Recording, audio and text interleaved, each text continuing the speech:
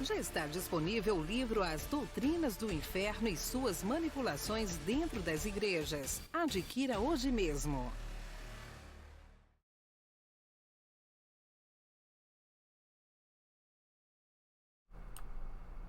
Olá, abençoados! Graça e paz! Bem-vindos ao canal da Graça Pura, sejam todos bem-vindos. Muito obrigado aí a todos pela participação.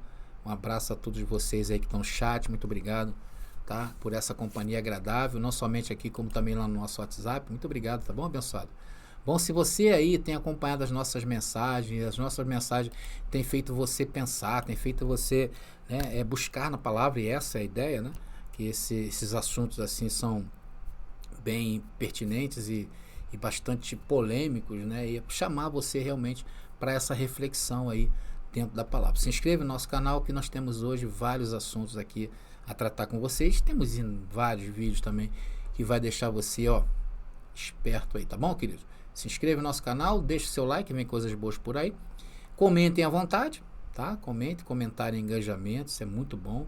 E vocês compartilhem nas redes sociais que vocês pertencem. Se vocês quiserem um luxo a mais, o YouTube te oferece aí, que é te avisar, né? Quando você toca essa ampulheta embaixo, o YouTube te avisa, né? Olha, o Graça Pura está no ar, vai lá ver. Aí você vai ter um encontro conosco aqui. Tá bom, meus irmãos? Deixa eu falar um pouquinho aqui do nosso livro, né, abençoado? Vamos falar um pouquinho desse livro, porque esse livro é um livro que tem mudado vidas, né? As pessoas que adquiriram sabem do que eu estou falando, né? Porque a parte principal, né, nós temos, é dividido em duas partes esse livro, duas grandes partes, que a primeira eu venho mostrando, eu considero a mais importante, tá, abençoado? Que é como eles começaram a mudar, o sistema religioso começou a mudar essa doutrina, né? Eles tiraram essa doutrina do contexto bíblico e vieram trabalhando ao longo dos séculos essa doutrina, e vocês vão entender isso aí muito bem, né, no livro, tá? Vocês vão ficar pasmados, né? Vão ficar aí realmente como todos se sentem, né? Até enganados. E eu, na segunda parte, eu trago que é as questões dos versículos onde tem a palavra inferno, e a gente vai ali dando o tratamento adequado a ela dentro da Bíblia, pela Bíblia, como nós vamos fazer daqui a pouquinho nessa mensagem da ressurreição dos mortos. A mensagem chama bastante atenção.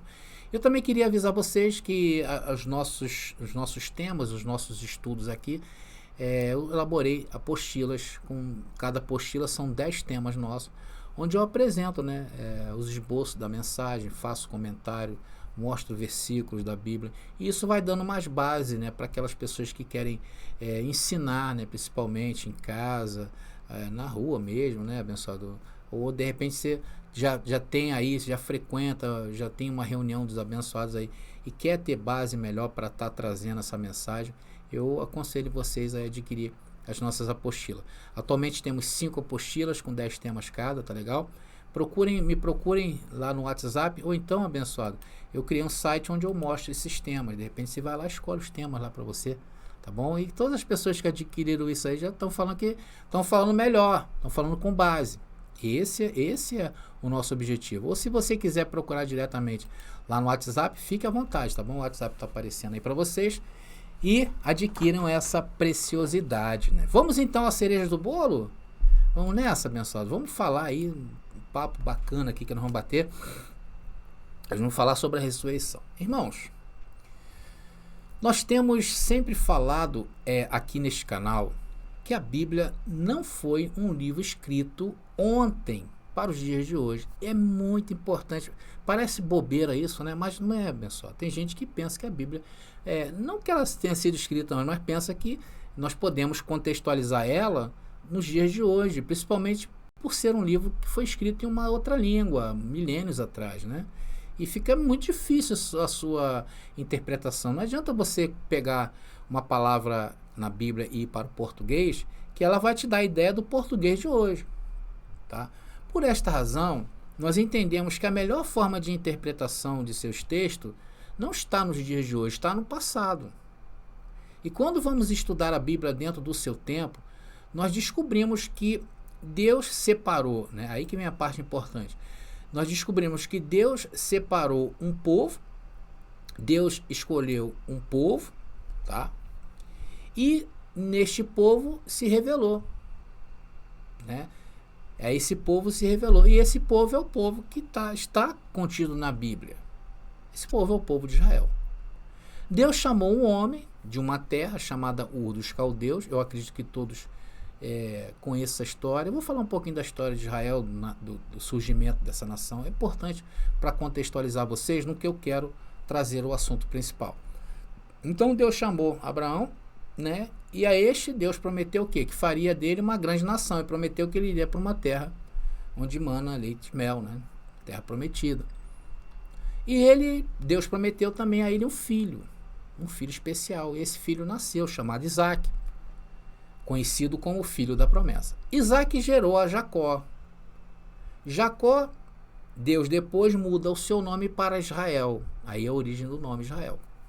Jacó teve 12 filhos, queridos, que deu origem ao quê? A 12 tribos. Juntas, essas tribos formam o Israel bíblico, tá? Então, essa era a nação que Deus amou, Deus chamou. E a eles entregou o quê? O que Deus entregou? Os seus estatutos, a sua lei. E esse povo deveria seguir a lei para ser a luz dos povos. Esse era o ideal de Deus com Israel. Então nós falamos Moisés, né? Nós chamamos esses estatutos de lei mosaica ou então Torá. Então Deus chamou Moisés e deu a ele uma outra incumbência, né? De levar o povo que na época estava escravo do Egito para a terra prometida. A terra prometida para Israel, meus queridos, era um novo lar, era uma nova vida. A nova terra, terra prometida, o mundo para Israel, era a terra prometida. Sendo que o povo passou por um período de provação, né? Saíram do deserto, né? Povo muito rebelde. E eles passaram por 40 anos aquela provação no deserto, antes de entrar nessa nova terra, tá bom? Vocês sabem muito bem da história, que só entraram da geração que saiu do deserto, né? Do Egito, né? Entraram no deserto, e essa geração só saiu 2 daqueles remanescentes lá de Israel, do Egito, que foi Josué e Calebe. Nem Moisés entrou na nova terra. E o povo herdou a Jerusalém terrena. E nesta nova terra, eu estou insistindo com essa terra, você está ouvindo eu falar muita terra, né, abençoado? Porque era o mundo de Israel. Nesta nova terra, Deus mandou construir um templo para ele. E Deus habitava no templo. Logo, o templo era considerado o céu para o novo Israel, para o povo de Israel. Tudo dentro do templo se fazia menção aos céus. Tudo dentro do templo, os utensílios, tudo que era usado dentro do templo, se fazia essa menção. E em várias ocasiões, né, esse povo de Israel transgredia contra o Senhor. E Deus os corrigia de todas as maneiras, né? Todas as maneiras, o povo rebelde, ao ponto de várias vezes Deus deixar que eles fossem levados cativos daquela terra. Em alguns exílios, o povo era retirado dessa terra, que era considerado o seu mundo. E tudo que estava fora desse mundo, atenção, os israelitas chamavam de gentios. Então era um povo, não era judeu, não era israelita, era gentio. E nada era contado pelo povo, e muito menos para Deus. Então, para Deus, o mundo era Jerusalém, a terra prometida. O que estava fora disso estava fora da aliança. Deus não contava. Então é preciso você entender muito bem isso, tá bom? E nestes exílios, né, geralmente uma parte de sua cultura do povo daqueles dias era destruída. A própria legislação dada por Deus a Moisés era mudada pela influência do povo pagão. Foi o caso da Babilônia, depois, mais tarde, os romanos. E em um desses exílios, né, que o povo foi cativo, perdia a batalha, perdia a guerra, um desses exílios destruíram os céus do povo de Israel. Destruíram o quê? O templo que Salomão ergueu. E assim veio abaixo a primeira vez, né, os céus de Israel. E a terra destruída. Mas Deus sempre restituía. E há várias profecias no Antigo Testamento falando a respeito de céus e terra no Antigo Testamento. E também havia profecias dizendo que Deus julgaria o povo de Israel, porque estes profanavam a ordem do Senhor. Há várias profecias falando que Deus enviaria um Messias para restaurar Israel. E haveria um juízo final para a nação. Ou seja, haveria um último dia para aquele povo. Vocês estão entendendo, abençoado? E quando chegamos ao Novo Testamento, eu não posso ignorar a história da Bíblia, do Antigo Testamento. Eu não posso dividir a Bíblia sem levar em consideração toda essa cultura de Deus e de seu povo. Mas, meus irmãos, foi isso que o cristianismo tradicional fez. Ignorou a tradição judaica. E ensina que toda linguagem, hoje eles ensinam que toda linguagem apocalíptica pertence aos dias de hoje. Linguagem como novos céus e nova terra, último dia, últimos tempos, fim do mundo, a vinda de Yahshua, que é a parousia, anticristo, a besta, a grande prostituta, a ressurreição dos mortos também, que é o assunto dessa mensagem. Então, abençoados, o que eu fiz? Eu contextualizei vocês antes de falar sobre a ressurreição dos mortos. Vamos falar o que estava por vir naqueles dias que antecederam a parousia. Então, por várias vezes é citado nas profecias do Antigo Testamento que o grande dia do Senhor chegaria para Israel. Deus usava seus profetas, no Antigo Testamento, seus profetas, Deus chegou ao ponto de usar os seus profetas para dizer que não aceitaria mais nem o perdão deles. Nem o perdão de Israel era mais aceito. E que ele queria mesmo era destruir. Por isso que o dia do Senhor também é conhecido como o dia da ira. Então esse dia da ira, abençoado, foi para aqueles dias. Não é para os dias de hoje. Não é para o mundo de hoje. Não é para céus de hoje. É para aqueles dias. Por isso que o dia do Senhor, conforme eu falei, é conhecido, é o dia da ira. Eu tenho aqui no canal várias mensagens onde eu falo sobre esse tema, tá? Só procurar aí, o último dia, tá legal? E como eu disse, isso não tem nada a ver com os dias de hoje. Muito pelo contrário. Aquilo ali foi o último ato de Deus para fechar a lei mosaica, derrubando o seu maior símbolo, o templo. O templo, conforme eu falei, significava os céus e a cidade de Jerusalém a terra. Ou o mundo para Deus, né? E Deus anuncia um novos céus e terra que viria após a queda desse templo. E isso, Jesus mesmo falou, né? Passará essa geração sem que tudo isso aconteça. Acontece o quê? A queda do templo. Aí houve várias coisas, tribulação, fome, peste. E isso aconteceu quando? No último dia. Esse é o último dia que a Bíblia fala em todo o seu escopo. Não adianta pegar retalhozinho e trazer para os dias de hoje. O último dia foi quando foi destruído céus e terra. Irmãos, lembre-se sempre disso. Isso salva vidas, tá? Agora, o ensino torto e distante da Bíblia, do sistema religioso, tudo isso ainda vai acontecer o dia, né? Nos dias de hoje, né? Um dia, né? Dos dias de hoje para um dia. A grande tribulação, o arrebatamento, a vinda de Jesus, o surgimento da besta, o falso profeta, o anticristo, a marca da besta. Vocês viram aí o que aconteceu lá, aquele terremoto na Turquia? Né? Você conversa com um crente só para tu ver qual é a perspectiva que ele tem sobre aquilo ali.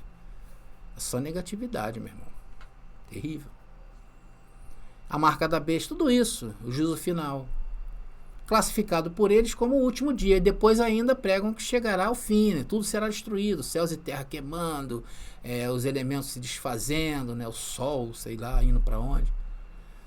Então essa é, para 80% dos cristãos no mundo hoje, a destruição deste mundo, com os elementos se desfazendo e a terra sendo queimada. Essa é a visão deles, para 80%. Já tem outro pessoal aí que acredita que a terra será revitalizada, e aí tem um monte de hipótese aí. Mas mesmo assim eles estão todos descontextualizados. Mas a grande maioria crê que o mundo vai acabar. Tá? Eles creem que no último dia, nesse último dia, haverá a ressurreição dos mortos, onde todos os mortos ressuscitarão em um corpo igual ao de Cristo, uns para a condenação eterna e outros para a salvação eterna. Então Paulo falou algo bastante interessante na sua primeira carta aos Coríntios, no verso 15, sobre a ressurreição dos mortos, que nós vamos ler agora. Mas antes de ler essas passagens, vamos nos atentar que essa carta, meus queridos, foi escrita antes do último dia bíblico, tá? Que foi quando o templo veio abaixo no ano 70 e a cidade de Jerusalém foi destruída. Nós temos que levar em consideração que o tempo que essa carta foi escrita, atenção, havia duas legislações em vigor, uma acabando, se desfazendo, e um novo de Deus se aproximando, um vinho novo. Então, estavam presentes no mundo o vinho velho e o vinho novo, um saindo e outro chegando. E muitos irmãos naqueles dias que Paulo escreve essa carta, já haviam morrido em Cristo, porque havia uma perseguição de morte. Muitos cristãos foram mortos naqueles dias, tá?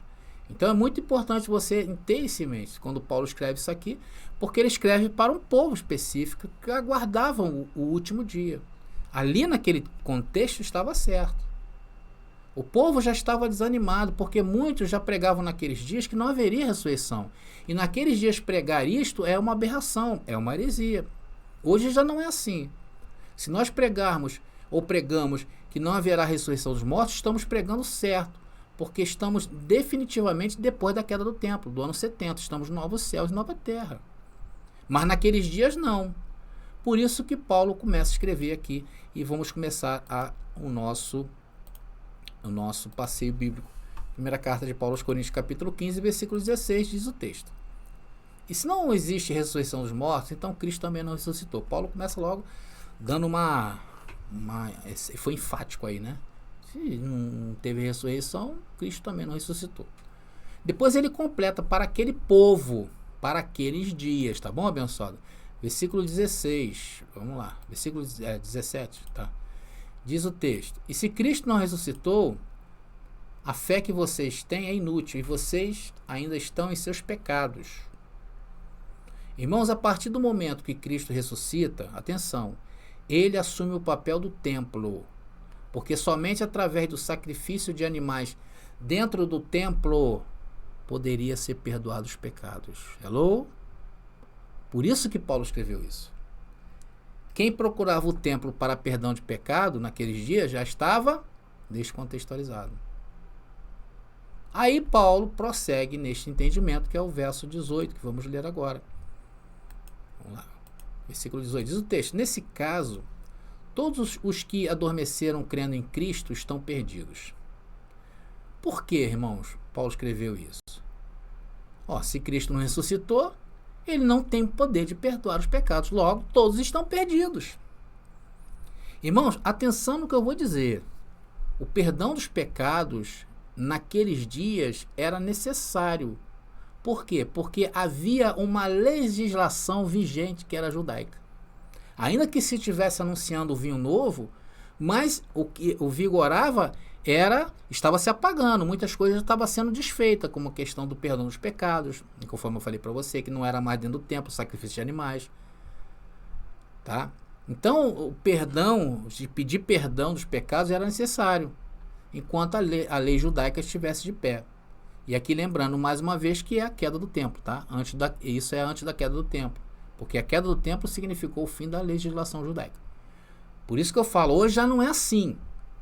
Hoje, além de não sermos israelitas, não temos nada a ver com esse povo, porque somente quem era israelita estava obrigado a cumprir toda a lei, e se fraquejasse na lei, e se transgredisse a lei, estava configurado o pecado. Então havia necessidade de perdoar os pecados. Hoje não, o pecado foi tirado. O pecado foi tirado. Essa legislação acabou. Acabou onde? Novos céus e nova terra. Aí muita gente fala assim, mas não, André, eu posso fazer tudo, posso prostituir, posso fazer o quê? Irmão, essa é a tua vontade? Você é livre, querido. Você é livre para fazer tudo. E é obrigado também. Aí você já não é mais livre, você é escravo daquilo que você faz. Você é livre para fazer, mas é escravo daquilo que você faz. Fique à vontade. Se eu fosse você, permanecia onde está, que é melhor. Mas vamos seguindo aí, abençoado. Versículo 20 de 1 Coríntios capítulo 15, diz o texto: mas Cristo, de fato, ressuscitou dos mortos. Ele é o primeiro, né? Ele é o primeiro fruto da colheita de todos que adormeceram. E Paulo afirma que ele ressuscitou. Então tudo isso ainda está de pé. Tanto que Paulo fala isso aqui no próximo verso, abençoados. Olha só. Primeiro ele aponta dizendo que Cristo, desculpa, é o primeiro do fruto da colheita e que todos ali, de todos que estão esperando, tá? Estavam esperando ali. No versículo 21 e 22 diz o texto: uma vez que a morte entrou no mundo por meio de um único homem, agora a ressurreição dos mortos começou por meio de um só homem. Assim como todos morremos em Adão, todos que são de Cristo receberão nova vida. Irmãos, aí Paulo diz que o pecado entrou no mundo por meio de Adão. E a ressurreição também entrou através de um homem, que foi Yahshua. Assim como morremos em Adão, todos os que são de Cristo receberão nova vida. Irmãos, aqui receberão. Tá? Você vê que Paulo põe no futuro. Porque tudo se consumou no ano 70. Então, abençoado, lembrando mais uma vez, e insistindo nisso, que isso foi até a derrubada do templo. Por quê? Porque depois dela, nós já nascemos com uma nova vida, uma nova criatura, uma nova criação, e não mais estamos mortos em Adão. Não podemos estar mortos em Adão. Agora, antes do ano 70, sim. Antes do ano 70, todos que viveram experimentaram essa morte de Adão. A morte em Adão significa afastamento de Deus, ou seja, o espírito sem a comunhão com o Pai está morto. Ou seja, o que era a morte em Adão? A segunda morte. Aí Paulo continua, 1 Coríntios capítulo 15, versículo 23, vamos lá. Diz o texto: mas essa ressurreição tem uma sequência. Cristo ressuscitou como o primeiro fruto da colheita. Depois todos que são de Cristo ressuscitarão quando ele voltar. Glória a Deus. Paulo deixa bem claro que tem uma ordem, tem uma sequência. Que todos ressuscitarão até quando ele voltar. E a pergunta que eu te faço, meu irmão, ele já voltou? Sim, ele já voltou e estabeleceu o seu reino. Que agora não está mais nas paredes de uma catedral, não está dentro de um templo, está dentro de nós, na nossa mente, meus queridos. Então essa ressurreição já ocorreu. Vamos ver mais um texto? 1 Coríntios agora capítulo 15, versículo 24. Vamos lá, acompanha aí, abençoado. Diz o texto: então virá o fim. E tem uma palavrinha aí, essa palavra fim quer dizer telos. Vou falar um pouquinho dela daqui a pouco. Quando ele entregará o reino a Deus, o Pai, depois de ter destruído todos os governantes e autoridades e todo o poder. Veja bem, o que seria se ter destruído todos os governantes e autoridades? Seria o povo, seria a legislação judaica, seriam os sumos sacerdotes. Tudo que envolvia a autoridade era uma autoridade religiosa dentro de Israel. E todo o poder. Então Paulo diz que virá o fim. Que fim é esse, abençoado? Do fim dos dias de hoje? Ou o fim daquele período? Nós estamos dentro de um contexto bíblico. Eu vim contando a história para vocês de Israel. Eu linkei isso tudo a um texto rígido, a uma história. Eu não peguei daqui para frente e olhei para o futuro. Então antes eu passei todo esse enredo bíblico que é judaico, meus queridos. E daqueles dias, nem o judaísmo de hoje representa mais nada para Deus. E aqui não podemos descontextualizar esse fim daqueles dias. Nós não podemos interpretar isso sem olhar para o Antigo Testamento. Conforme eu falei, vamos recorrer a essa palavrinha telos aí e mostrar para vocês o que ela significa. Será que ela fala de fim do mundo, de um fim do mundo? Vamos ver, tá ali. A palavra é telos, está ali, tá? É a definição, um limite, um pedágio, resultado, uso, evento ou problema, objetivo, finalidade, um imposto. Essa palavra foi usada várias vezes no Novo Testamento. Foi usada em Apocalipse capítulo 1 e no último capítulo de Apocalipse também, né? Não como o fim do mundo, mas um fim de um problema. Era um pedágio com uma finalidade. E nunca pensar em um fim do universo, do cosmos. Vocês querem ver um exemplo bem simples dessa palavra? A gente sempre fala dela. É Romanos capítulo 10, versículo 4. Diz o texto aí, olha. Pois Cristo é o propósito, e tá a palavrinha telos, para o qual a lei foi dada. Como resultado, todo o que nele crê é declarado justo. tem algumas versões que falam que o fim da lei é Cristo. Esse é o fim propósito. Então, abençoado, essa palavrinha aí aparecendo, isso te dá uma impressão de fim do mundo, meu irmão? Essa palavrinha aí? Claro que não, né? Ou dá uma impressão de uma finalidade, de um tempo, de um pedágio, virando página. Então, esse fim foi daqueles dias, naqueles dias e para aqueles dias. E se mesmo assim, meu irmão, se mesmo assim você bater o pé, né? Diz, não, André, mas eu acredito no fim do mundo mesmo, do cosmos, né? Então, se você quiser aí continuar batendo o pé dizendo que haverá fim do mundo após a ressurreição, se acontecer o fim do mundo, meu irmão, Deus é mentiroso. O quê? É isso aí. Vamos ver onde Deus fala que não vai haver final do mundo? Vocês querem ver? Eu separei aqui alguns versículos para nós. Nós, da graça, a gente já entende isso tudo, né, abençoado? Tá ali, ó. 3 versículos que eu separei para vocês. Eclesiastes capítulo 1, versículo 4. Diz que uma geração vai e outra geração vem, mas a terra permanece para sempre. Ou para sempre permanecerá. Ou permanece. Salmos número 37, versículo 9. Porque os malfeitores serão desarraigados, mas aqueles que esperam no Senhor herdarão a terra. Ele firmou a terra sobre os seus fundamentos para que jamais se abale. Nunca vai abalar. André, mas e aqueles terremotos lá, abençoado? Terremotos sempre vai haver, né? Mas não é o fim. Isaías 45, 18 diz: pois o Senhor é Deus, criou os céus e a terra e pôs todas as coisas no devido lugar. Fez o mundo para ser habitado e não para ser um lugar vazio e caos, como prega o sistema. Ele diz: eu sou o Senhor e não há outro. Novamente em Salmos, dessa vez no número 78, versículo 69, que diz: e edificou o seu santuário como aos lugares elevados, como a terra que fundou para sempre. Bom, abençoados, eu acho que já está de bom tamanho, né? Eu passei bastante informação para vocês, para que você crê nessa palavra. Eu lhe expus aqui a Bíblia pela Bíblia, tá? Não precisei aqui ficar recorrendo a qualquer expediente fora da palavra para afirmar que estas coisas cabem nos dias de hoje, como faz o sistema. A ressurreição dos mortos, meus queridos, foi naqueles dias e foi necessário, pois todos que morreram antes do fim da legislação judaica estavam sujeitos à morte de Adão, conforme eu falei, morreram em seus pecados. E se não tivesse tido essa oportunidade de ressurreição e juízo e julgamento, ninguém seria salvo da ira de Deus, tá?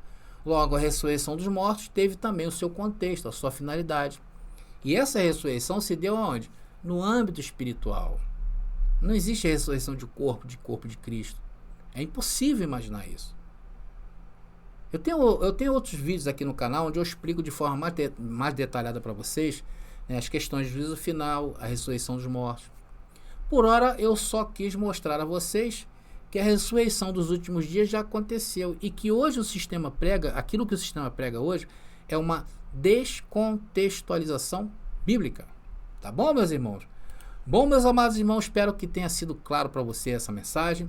Se você não entendeu, veja de novo, né, que faz bem, vai te dar mais vontade de pesquisar, e isso é importante. Não se esqueça aí do nosso livro, tá bom? Não se esqueça também das nossas apostilas, que já tem esse tema nas nossas apostilas, legal? Para que você venha se situar, principalmente nessa parte de ressurreição dos mortos, que surge muitas dúvidas, e aí daqui a pouco o pessoal fala, mas lá em Tessalonicenses, mas lá não sei o que, né? Aí fica aí, você pega o irmão e fala, peraí, vamos aqui, Coríntios, não, agora vamos em Tessalonicenses. Isso aí você vai ter argumentos quando você adquirir essas apostilas nossas, tá bom, meus irmãos? Eu vou ficando por aqui, tá? Graça e paz a todos e até a próxima mensagem. Você pediu nossos estudos em apostilas? Já chegaram e estão disponíveis. Elas estão divididas em 10 temas com referências, esboços e comentários. Ideal para quem quer ensinar em família, em reuniões ou mesmo para quem deseja abrir um canal no YouTube. Faça contato agora mesmo pelo nosso WhatsApp 21 979 87 46 68 21 979 87 4668. Nossas apostilas foram feitas para você ensinar com qualidade e harmonia com a palavra.